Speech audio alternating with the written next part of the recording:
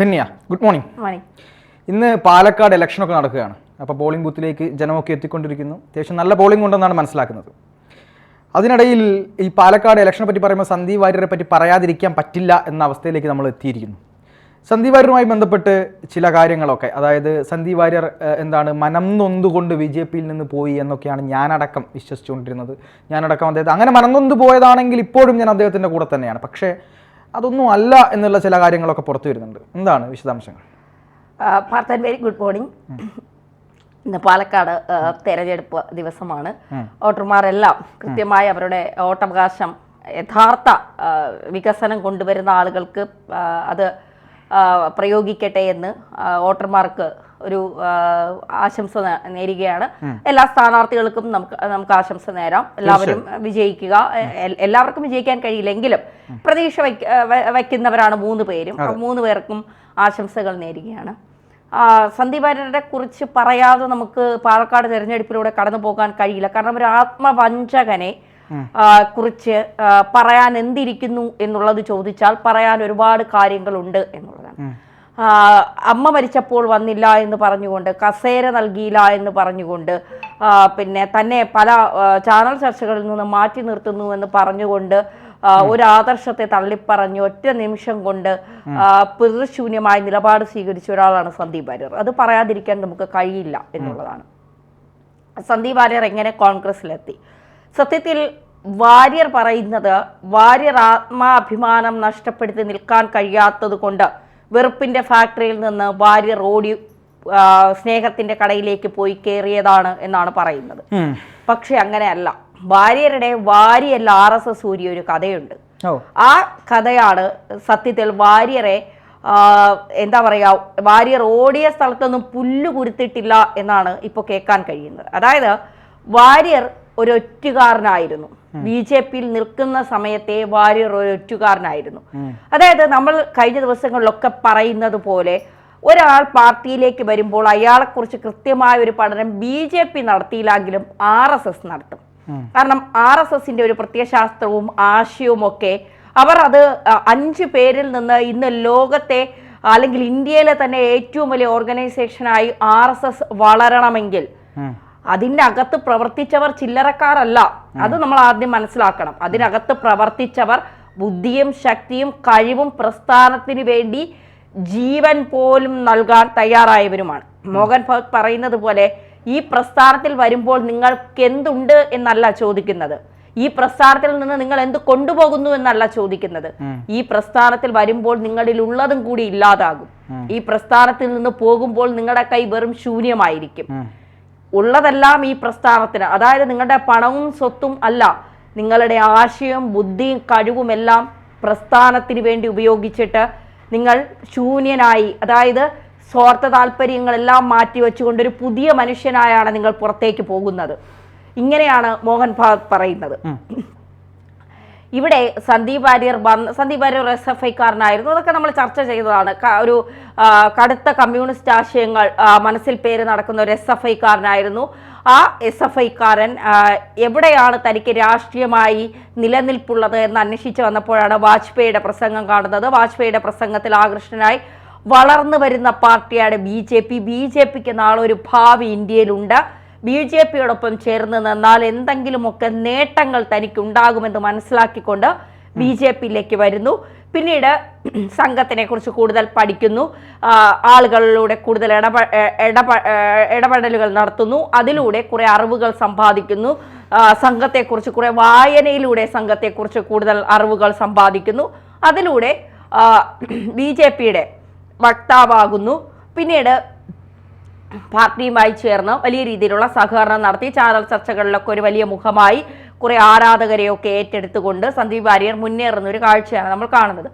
ഒരു ഘട്ടം എത്തിയപ്പോൾ സന്ദീപ് വാര്യർക്ക് തന്നെ മനസ്സിലായി, സന്ദീപ് വാര്യർക്ക് പാർട്ടിയിൽ പിടിച്ചു നിൽക്കാൻ കഴിയില്ല, ഒരു സ്ഥാനമാനങ്ങളും കിട്ടില്ല. ഈ പാർട്ടി എന്ന് പറയുന്നത് സ്ഥാനമാനങ്ങൾ മോഹിച്ചുകൊണ്ട് വരുന്നവർക്കുള്ള പാർട്ടിയല്ല. പാർട്ടിയിൽ സന്ദീപ് വാര്യർ അല്ല, നിരവധി പേർ സ്ഥാനമാനങ്ങൾ മോഹിച്ചുകൊണ്ട് നിൽപ്പുണ്ട്. അവർക്കൊന്നും ചേർന്ന പാർട്ടിയല്ല BJP. അവർ അടിത്തറ പാകാനാണ് ശ്രമിക്കുന്നത്. ഒരിക്കലും പിഴുതെറിയാൻ കഴിയാത്ത വേര് ഉറപ്പിക്കാനാണ് അവർ ശ്രമിക്കുന്നത്. അവിടെ ആളുകളെ നോക്കാറില്ല, വ്യക്തികളെ നോക്കാറില്ല, അവർക്കുള്ള സ്ഥാനങ്ങൾ നോക്കാറില്ല. താഴെത്തട്ടിലുള്ള പ്രവർത്തനങ്ങൾ RSSനോടൊപ്പം ചേർന്ന് നിന്നുകൊണ്ട് അവർ വേരുറപ്പിക്കാൻ ശ്രമിക്കണം. ആ വേര് മറ്റാര് വന്നാലും പിഴുതെറിയാൻ കഴിയാത്ത അത്രത്തോളം ആഴത്തിലേക്ക് ഊർത്തിറക്കിക്കൊണ്ടാണ് അവർ ആ അടിത്തട്ട് ഉറപ്പിക്കാൻ അവർ ശ്രമിക്കുന്നത്. അതിനിടയിൽ സന്ദീപ് വാര്യർ എന്നോ മറ്റാര് വന്നാലും അവർക്ക് ഇതൊരു പ്രശ്നമുള്ള കാര്യമേ അല്ല. അതുകൊണ്ട് സന്ദീപ് വാര്യർ പാർട്ടിയിൽ നിന്ന സമയത്തൊക്കെ സന്ദീപ് വാര്യരെ പലപ്പോഴും പല കാര്യങ്ങളിൽ നിന്ന് മാറ്റി നിർത്തിയതായി നമ്മൾ കേട്ടിട്ടുണ്ട്. അതൊക്കെ ചോദിക്കുമ്പോൾ സന്ദീപ് വാര്യർ അതിനൊന്നും മറുപടി പറയാതെ ഒഴിഞ്ഞു മാറുന്ന ഒരു സ്ഥിതിയാണ് നമ്മളൊക്കെ കണ്ടത്. അതിനുശേഷം വയനാട് സുരേന്ദ്രന്റെ ഇലക്ഷനുമായി ബന്ധപ്പെട്ട സന്ദീപ് വാര്യർ പ്രചരണ ചുമതലയിലേക്ക് പോകുന്നത് നമ്മൾ കണ്ടു. പിന്നീട് സി കൃഷ്ണകുമാറുമായി വ്യക്തിപരമായി വലിയ അടുപ്പം സന്ദീപ് വാര്യർക്കില്ല. അവിടെ ശോഭാ സുരേന്ദ്രനോ മത്സരിച്ചാൽ സുരേന്ദ്രൻ കാരണമാണ് പാർട്ടിയിൽ നിന്ന് പുറത്തു പോയി എന്ന് പറയുന്ന സന്ദീപ് വാര്യർ തന്നെയാണ് പറഞ്ഞത്, ശോഭാ സുരേന്ദ്രനോ പാലക്കാട് മത്സരിച്ചാൽ എനിക്ക് കുഴപ്പമില്ല എന്ന്. അപ്പോ എന്താണ് സന്ദീപ് വാര്യർ ഉദ്ദേശിക്കുന്നതെന്ന് അറിയില്ല. എന്നാൽ നമ്മുടെ വിഷയത്തിലേക്ക് വന്നാൽ സന്ദീപ് വാര്യർ പാർട്ടിയിൽ ഉള്ളപ്പോൾ തന്നെ കോൺഗ്രസുമായി ഒരു ബന്ധം ഉണ്ടാക്കി വച്ചിരുന്നു. അതായത് ഈ ലൂസിഫർ സിനിമയിലെ ഷാജോൺ അതായിരുന്നു BJPയിലെ സന്ദീപ് വാര്യർ എന്ന് പറയാതിരിക്കാൻ കഴിയില്ല. അവസാനം അത് മോഹൻലാൽ കണ്ടെത്തി. ഇവിടെ മോഹൻലാൽ എന്ന് പറയുന്നത് RSSകാർ അത് നേരത്തെ തന്നെ കണ്ടെത്തി. അത് BJPക്ക് കൃത്യമായ നിർദ്ദേശം നൽകി. അവരടിച്ചോട്ടിച്ചില്ല എന്ന് മാത്രമേ ഉള്ളൂ. സന്ദീപ് വാര്യർ ഇറങ്ങി ഓടി എന്നാണ് കേൾക്കുന്നത്.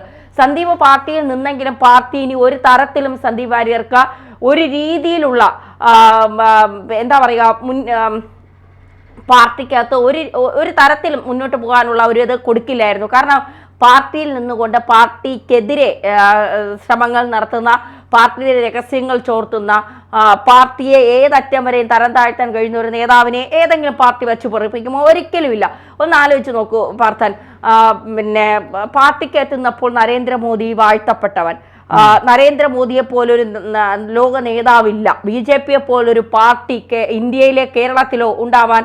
കാരണം അത്രമാത്രം വലിയ രീതിയിലുള്ള നേട്ടങ്ങൾ BJP കൈവരിച്ചു എന്ന് പറഞ്ഞ ഒരാൾ ചാനൽ ചർച്ചകളിലിരുന്ന് BJPക്ക് വേണ്ടി ഘോരഘോരമായി പ്രസംഗിച്ചത്, ഗാന്ധി മതത്തെക്കുറിച്ച് ഘോരഘോരമായി പ്രസംഗിച്ച ഒരു മനുഷ്യൻ ഇപ്പോൾ ഒരു സെക്കൻഡ് കൊണ്ട്, അരമണിക്കൂർ കൊണ്ട് ഇത്രയും നാൾ ഉണ്ടായിരുന്ന ആശയങ്ങളെ തള്ളിപ്പറഞ്ഞുകൊണ്ട്, പ്രത്യയശാസ്ത്രങ്ങളെ ഇയാൾ ഓടിക്കയറിയത് ഏത് സ്നേഹത്തിന്റെ കടയിലേക്കാണ്? എവിടെയാണ് അവിടെ സ്നേഹം? അവിടെ തമ്മിൽ തല്ലും ഗ്രൂപ്പിസവും A മുതൽ Z വരെയുള്ള ഒരു ഗ്രൂപ്പുകളുമുള്ള ഒരു പാർട്ടിയിലേക്കാണ് ഇയാൾ സ്നേഹത്തിന്റെ കടയിലേക്ക് ഓടിക്കയറിയത്. ഗോപാലകൃഷ്ണൻ പറയുന്നത് പോലെ അവിടെ സ്നേഹത്തിന്റെ കടയിൽ പഞ്ചസാരയും കൂടെ വന്നു എന്നുള്ളത് മാത്രമാണ്. അതൊക്കെ സന്ദീപ് വാര്യരുടെ വ്യക്തിപരമായ കാര്യം, നമ്മളതിൽ ഇടപെടുന്നില്ല. എങ്കിൽ പോലും സ്നേഹത്തിന്റെ കടയിലേക്കാണ് ഞാൻ ഓടിക്കയറിയത്. എവിടെയാണ് സ്നേഹത്തിന്റെ കട? ഷാഫി വടകരയിലേക്ക് പോയപ്പോൾ ഷാഫി പോകണമെങ്കിൽ ഞാൻ പറയുന്ന ആള് തന്നെ പാലക്കാട് മത്സരിക്കണമെന്ന് നിങ്ങൾ എനിക്ക് വാക്ക് തരണം എന്ന് പറഞ്ഞ് കോൺഗ്രസിനെ കൊണ്ട് നിർബന്ധിത കെ സുധാകരൻ ഉൾപ്പെടെ രാഹുൽ മാങ്കൂട്ടം പാലക്കാട് നിൽക്കുന്നതിൽ താല്പര്യമില്ലായിരുന്നു. കോൺഗ്രസിലെ പല നേതാക്കൾക്കും രാഹുൽ മാങ്കൂട്ടം പാലക്കാട് നിൽക്കുന്നതിൽ താല്പര്യമില്ല. കെ മുരളീധരൻ തങ്ങളുടെ അതിർത്തി തുറന്നു പറഞ്ഞില്ലേ? സി കൃഷ്ണകുമാർ പാലക്കാട് നിന്നതിൽ എത്ര BJP നേതാക്കൾക്ക് അഭിപ്രായ വ്യത്യാസമുണ്ട്? അഭിപ്രായ വ്യത്യാസം ഉണ്ടെങ്കിലും അത് പാർട്ടിക്കുള്ളിൽ തീർന്നു. പൊതു ഇടങ്ങളിൽ സന്ദീപ് വാര്യർ വിളിച്ചു പറഞ്ഞതുപോലെ ആരും പറയാൻ വന്നിട്ടില്ല. അവർ അതിശക്തമായി പ്രചരണ രംഗങ്ങളിൽ നിന്നു, പ്രചരണ ചുമതല ഏറ്റെടുത്തു. എല്ലാവരും വെയിലും മഴയും ചൂടും നോക്കാതെ സി കൃഷ്ണകുമാറിന് വേണ്ടി നിന്നു. എന്തുകൊണ്ടാണ്? സി കൃഷ്ണകുമാർ വരുത്തനല്ല. ശ്രീകൃഷ്ണകുമാർ പാലക്കാടിന് വേണ്ടി, പാലക്കാടിൻ മണ്ണുകൾക്ക് വേണ്ടി, പാലക്കാടിലെ ജനങ്ങൾക്ക് വേണ്ടി, പാലക്കാടിന്റെ സാംസ്കാരികമായ എന്താ പറയുക മേൽക്കോയ്മ നിലനിർത്താൻ വേണ്ടി പ്രയത്നിക്കുന്ന, കേന്ദ്ര പദ്ധതികൾ കൃത്യമായി വിനിയോഗിക്കാൻ ശ്രമിക്കുന്ന ഒരു സ്ഥാനാർത്ഥിയാണ്. അപ്പോൾ സി കൃഷ്ണകുമാറിനെ ജയിപ്പിക്കുക എന്നുള്ളത് പാലക്കാടുകാർ ഇപ്പോൾ അവരുടെ കൂടി ഒരു ആവശ്യമായി അവർ തീരുമാനിച്ചിരിക്കുന്നു എന്നുള്ളതാണ്. അതുകൊണ്ട് വാര്യർ കൂടുതൽ കളിക്കാനൊന്നും പോണ്ട. കാരണം വാര്യർക്ക് പറയാൻ ഒരു യോഗ്യതയില്ല. വാര്യർ പോയതല്ല, RSS അടിച്ചോടിച്ചതാണ്. തീർച്ചയായും.